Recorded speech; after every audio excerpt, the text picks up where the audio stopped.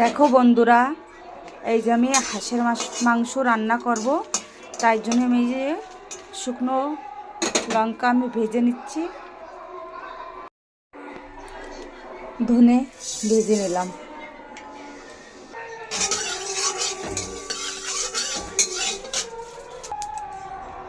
জিরে ভেজে নিলাম,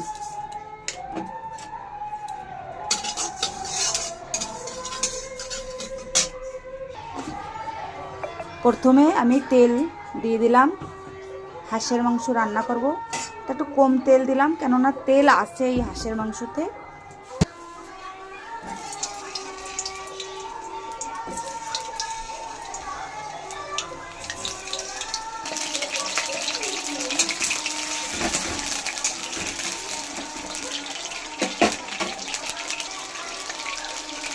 সামান্য হলুদ, একটু লবণ, এবার আমি একটু ভেজে নেব।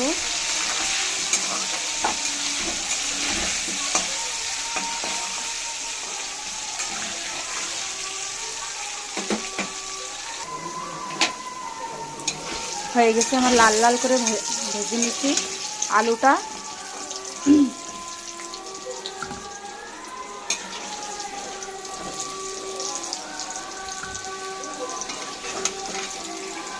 বন্ধুরা দেখো, এইবার আমি এই যে গোটা গরম মশলা, জিরে, দারচিনি, এলাচ দিয়ে দিলাম, সঙ্গে তেজপাতা, একটা শুকনো লঙ্কাও দিয়ে দিলাম।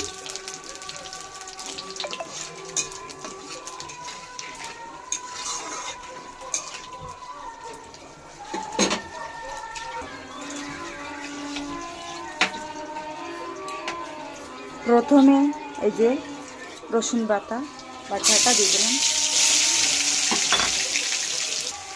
আদা রসুনটা ভেজে নিলাম। এইবার আমি দিয়ে দেবো কাঁচা ঝাল আর শুকনো ঝাল, সঙ্গে ধনে জিরে ভেজে নিছি, সেইগুলো আমি বেটে নিয়েটা দিয়ে দিলাম।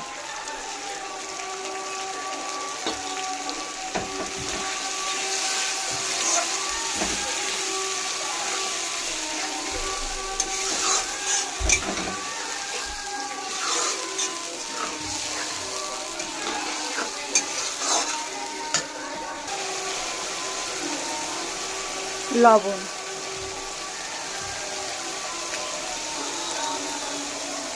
হলুদ,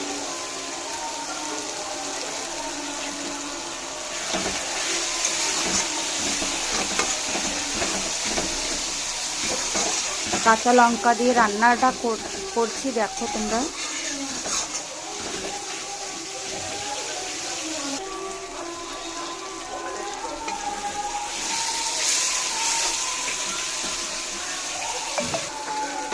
মশলাটা আমার কষা হয়ে গেল, এইবার আমি মাংসটা দিয়ে দেবো, দিয়ে দিলাম মাংস।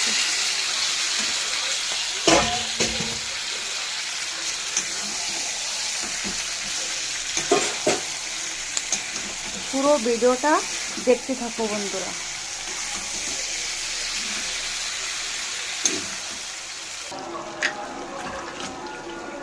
আলুটা দিয়ে দিলাম,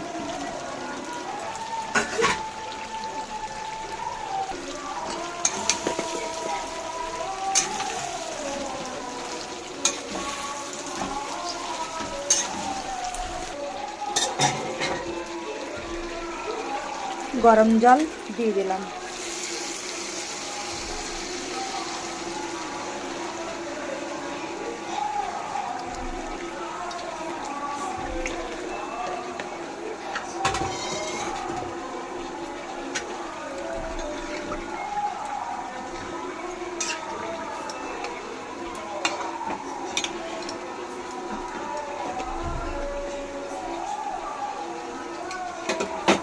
ঠান্ডার সময় হাঁসের মাংস খাওয়া যে কি মজা!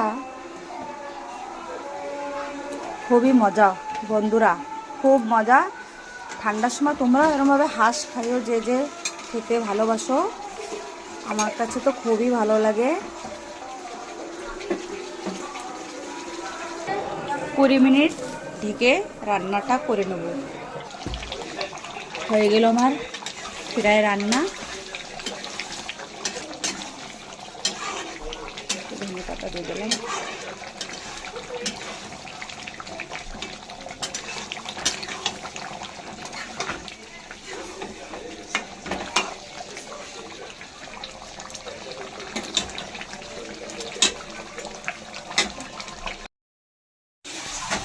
হয়ে গেছে রান্না।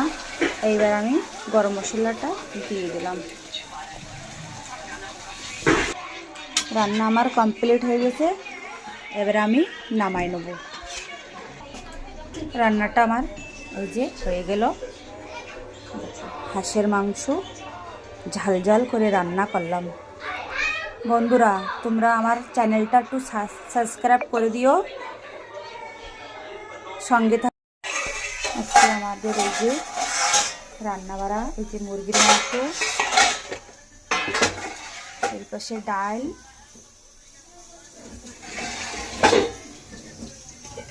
এই যে মাছের তরকারি, এই দেখো, আর এই পাশে এই যে হাঁসের মাংস, ঠিক আছে।